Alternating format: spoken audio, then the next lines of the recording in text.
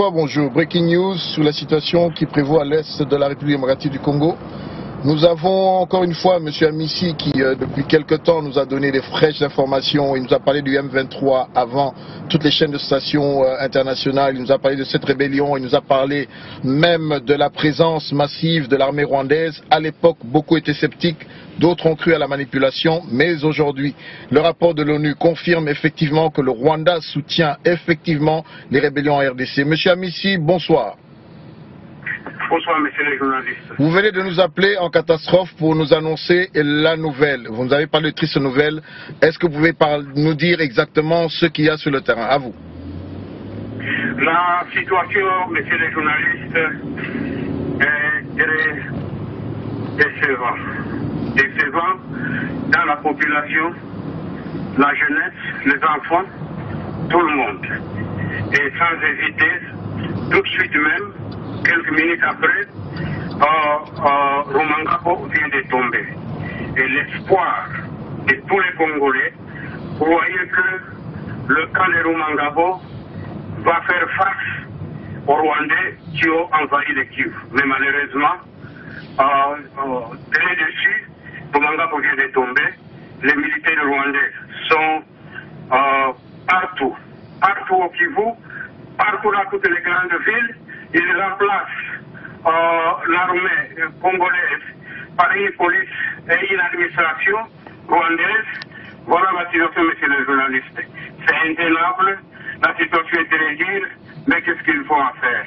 Voilà ma situation ici à Rumangabo, là où les Kivusiens croyaient que c'est le seul camp qui peut faire face à l'évasion rwandaise. À vous, monsieur le journaliste. Merci bien, monsieur Amissi. Une seconde question. Nous avions appris que certains généraux auraient été déférés d'obédience M23 d'origine Tutsi. Certains auraient été arrêtés par les militaires d'origine congolaise. Y a-t-il en ce moment, à votre avis, une prise de conscience de ces militaires congolais ou bien tous sont de mèche? À vous. Vous pouvez nous faire rapport, par exemple, sur la traversée massive de près de 600, certains disent 600, 800 Congolais qui ont déposé les armes pour aller en Ouganda. Qu'en est-il à vous? Monsieur le journaliste, ils disent 600, mais la réalité vérifiée par la population, c'est plus de 800. Ça, c'est la vérité que nous connaissons ici. Monsieur le journaliste, voyons que tout le renfort que Kinshasa a émis au niveau au profit de Nord Kivu, mais à notre grande surprise, une fois les avions atterrissent, on voit que les Rwandais qui sont dans tous les avions et conduisent tous les militaires jusqu'à la frontière rwandaise. C'est ce qu'on a vu. On n'a pas vu aucun militaire congolais qui pouvait résister à la situation rwandaise qui est rencontrée sur place. Mais ce qu'on a vu, c'est l'accomplissement des militaires rwandais, voire nos militaires qui sont venus en secours, acheminer jusqu'à la frontière et être casernés à Kasese en Ouganda, là où ils sont surveillés par l'armée ougandaise. Dire qu'il y a des résistances de l'armée congolaise, des citoyens congolais à l'égard de ce que nous voyons sur place, peut-être que ça va venir. À présent, où je vous dis, monsieur le journaliste, il n'y a aucun Congolais, aucun officier supérieur qui s'est essayé de se revanger contre la invasion rwandaise, et plutôt d'être répondu comme des moutons jusqu'à la frontière avec l'Ouganda. Voilà ce que nous connaissons ici au Kivu, monsieur le journaliste. Encore une autre question, les Maïmaï, où est-ce qu'ils en sont sur le terrain?